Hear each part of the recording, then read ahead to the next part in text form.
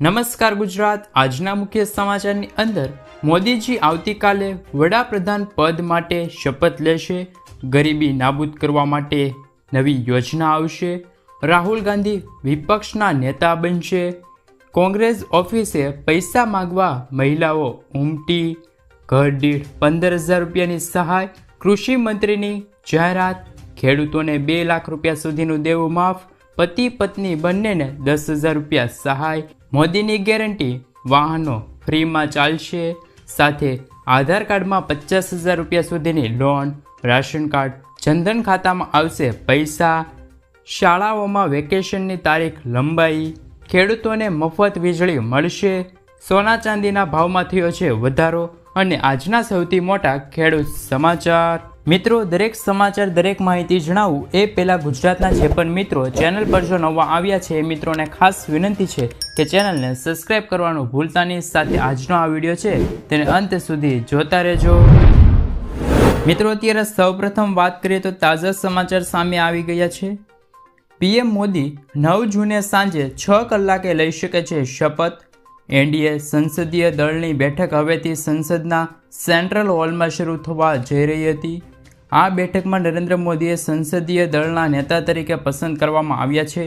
આ પછી મોદી સરકાર બનવાનો દાવો કરી શકાય છે।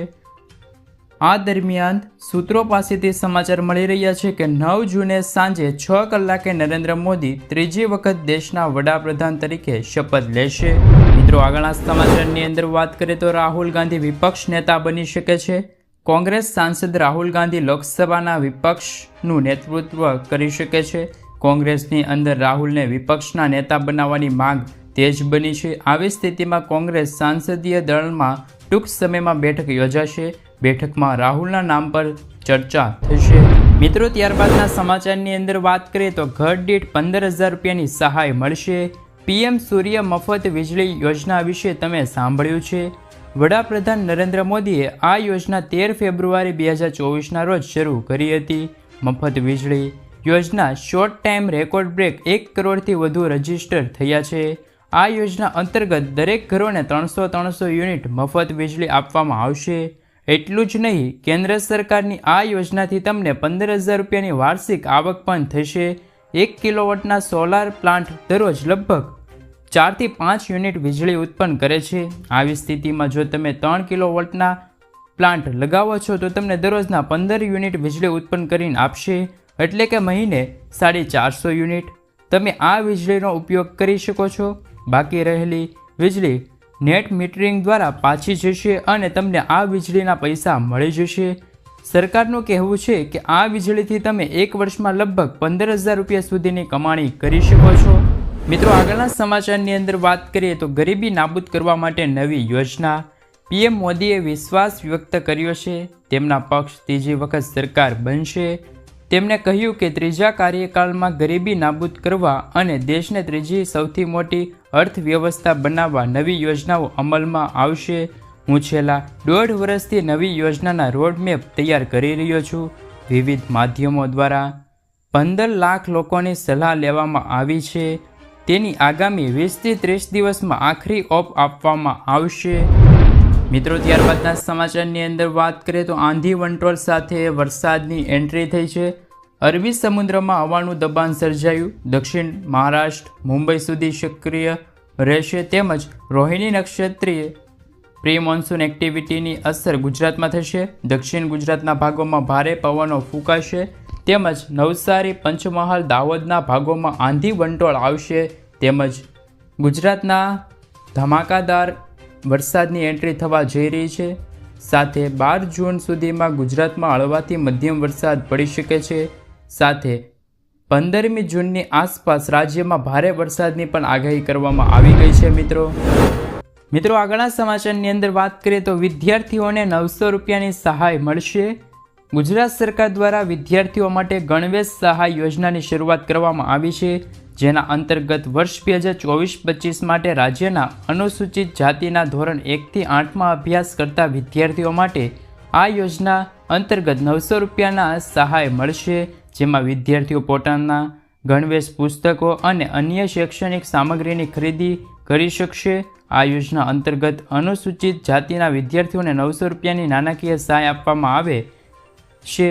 તો આ નાણાકીય સહાયનો ઉપયોગ કરીને વિદ્યાર્થીઓ પોતાના શૈક્ષણિકમય જરૂરિયાત મુજબ પોતાના ગણવેશ, પુસ્તકો અને અન્ય સામગ્રીની ખરીદી કરી શકશે। મિત્રો ત્યારબાદના સમાચારની અંદર વાત કરીએ તો મહિલાઓને 3 લાખ રૂપિયાની સહાય। કેન્દ્ર અને રાજ્ય સરકાર દ્વારા મહિલાઓના હિતમાં અનેક પ્રકારની યોજનાઓ ચલાવવામાં આવી છે। તેમાં ઉદ્યોગિની યોજના નામની મહત્વની યોજનાનો સમાવેશ થાય છે। આ યોજના દ્વારા મહિલાઓને પોતાના વ્યવસાય શરૂ કરી શકે અને તેનો વ્યવસાયમાં પ્રગતિ મેળવે તે માટે મહિલાઓને કોઈપણ વ્યાજ વગર લોન આપવામાં આવશે। આ યોજના દ્વારા સરકારે તે તમામ મહિલાઓને નાણાકીય સહાય પૂરી પાડશે જેઓ પોતાના વ્યવસાય ખોલવા માટે લોન લેવા માગે છે।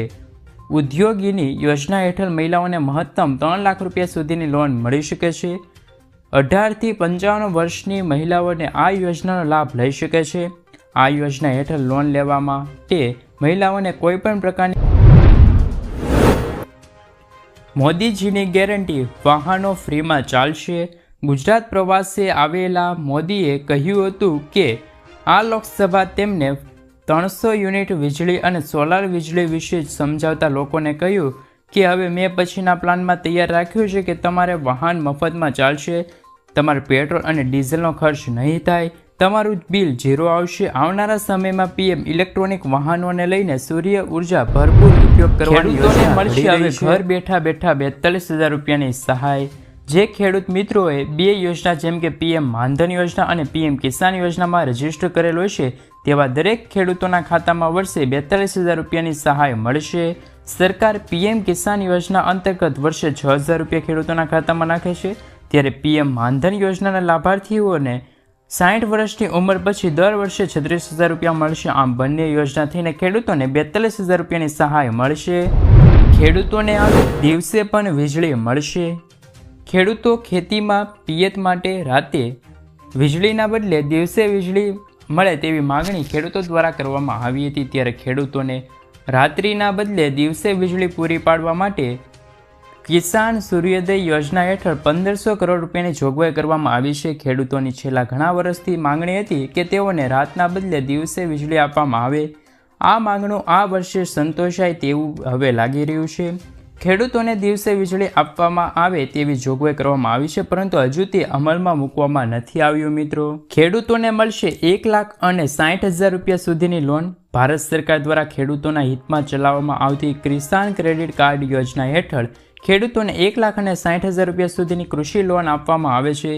કિસાન ક્રેડિટ કાર્ડનો સૌથી મોટો ફાયદો એ છે સીસીસી લોનની સાથે ખેડૂતો તેમના પાક વીમો પણ મળી શકે છે। આ યોજનાનું વાત કરીએ તો મિત્રો પશુપાલકો અને મત્સ્યપાલન કરનાર ખેડૂતોને વ્યાજબી દરે આ લોન ઉપલબ્ધ લેશે।